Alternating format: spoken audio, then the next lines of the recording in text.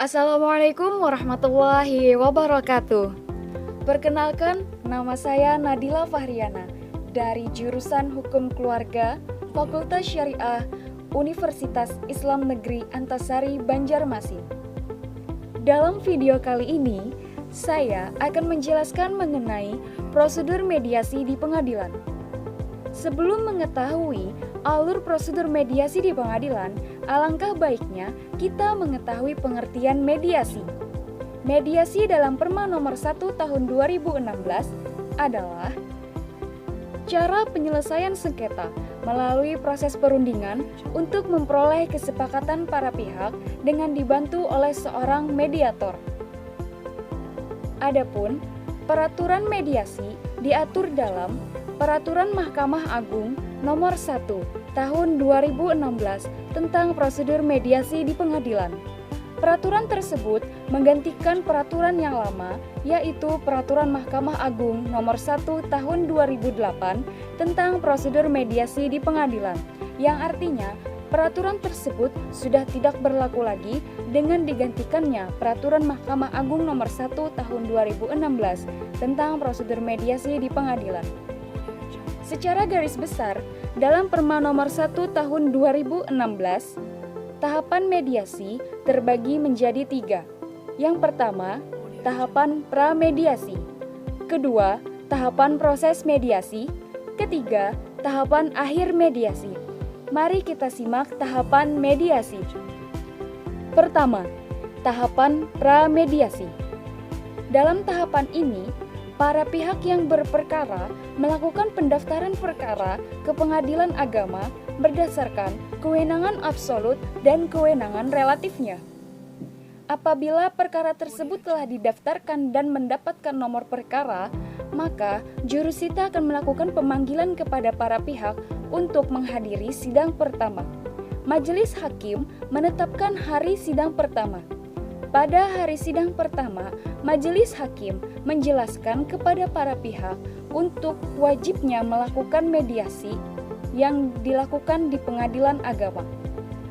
Mediasi dilakukan untuk memperoleh kesepakatan para pihak apakah perkara akan dilanjutkan atau tidak.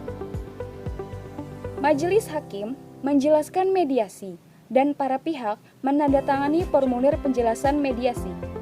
Berdasarkan pasal 20 Perma nomor 1 tahun 2016 menyatakan bahwa para pihak diberikan waktu 2 hari kerja untuk memilih mediator.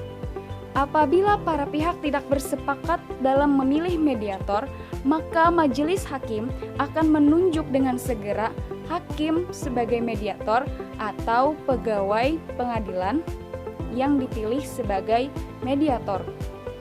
Setelah surat penetapan mediator dikeluarkan, mediator akan menetapkan hari dan tanggal pertemuan mediasi setelah menerima penetapan penunjukan mediator. Setelah itu, tahapan proses mediasi. Pada tahapan proses mediasi, pada tahapan ini, para pihak menyerahkan resum perkara dalam waktu paling lama 5 hari. Tujuan penyerahan resum perkara ini agar mediator dapat mempelajari permasalahan yang dihadapi oleh para pihak. Mediasi berlangsung selama 30 hari.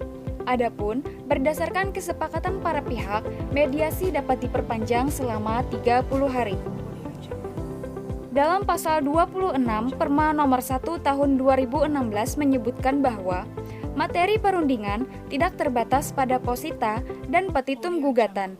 Jika mencapai kesepakatan atas permasalahan di luar gugatan, maka penggugat dapat mengubah gugatan dengan memasukkan gugatan tersebut ke dalam gugatan. Jika mediasi memerlukan keterangan saksi ahli, maka biaya ditanggung oleh para pihak. Dan para pihak memberikan kesepakatan apakah keterangan yang diberikan saksi ahli tersebut dapat mengikat atau tidak. Berikutnya, tahapan akhir mediasi. Pada tahapan ini akan terjadi 3 kemungkinan. Pertama, mediasi berhasil. Kedua, mediasi tidak berhasil. Ketiga, mediasi tidak dapat dilaksanakan. Pertama, Jika mediasi berhasil mencapai kesepakatan, mediator wajib merumuskan kesepakatan secara tertulis dalam kesepakatan perdamaian yang ditandatangani oleh para pihak dan mediator. Para pihak melalui mediator dapat mengajukan kesepakatan perdamaian kepada hakim agar dikuatkan dalam akta perdamaian. Jika mediasi berhasil dengan pencabutan gugatan, maka para pihak tersebut tidak menghendaki kesepakatan perdamaian dikuatkan dengan akta perdamaian. Kesepakatan tersebut wajib memuat pencabutan gugatan. Adapun jika mediasi berhasil dengan pencabutan sebagian gugatan, mediasi tersebut biasa dikenal dengan mediasi berhasil sebagian. Kedua, mediasi tidak berhasil. Mediasi tidak berhasil dapat terjadi karena waktu mediasi habis. Sebagaimana yang telah diketahui bahwa mediasi berlangsung selama 30 hari dan dapat diperpanjang selama 30 hari. Akan tetapi, dalam waktu tersebut, para pihak tidak mencapai kesepakatan atau tidak menemukan solusi dari permasalahan mereka. Mediasi tidak berhasil juga dapat terjadi karena tidak adanya iktikat baik yang dilakukan oleh para pihak. Ketiga, mediasi tidak dapat dilaksanakan. Mediasi tidak dapat dilaksanakan karena mediasi melibatkan aset, harta kekayaan, atau kepentingan yang nyata berkaitan dengan pihak lain. Selain itu, para pihak tidak beriktikat baik, atau mediasi melibatkan wewenang kementerian, lembaga, instansi di tingkat pusat atau daerah, BUMN, atau BUMD. Kunci dari mediasi adalah adanya iktikat baik yang dilakukan oleh para pihak. Lalu, bagaimana jika salah satu pihak atau kedua belah pihak tidak beriktikat baik, maka penggugat tidak beriktikat baik, gugatan tersebut tidak diterima, dan penggugat wajib membayar biaya mediasi. Jika tergugat tidak beriktikat baik, maka tergugat dikenakan biaya mediasi. Apabila kedua belah pihak tidak beriktikat baik, maka gugatan tidak dapat diterima dan tanpa hukuman membayar biaya mediasi.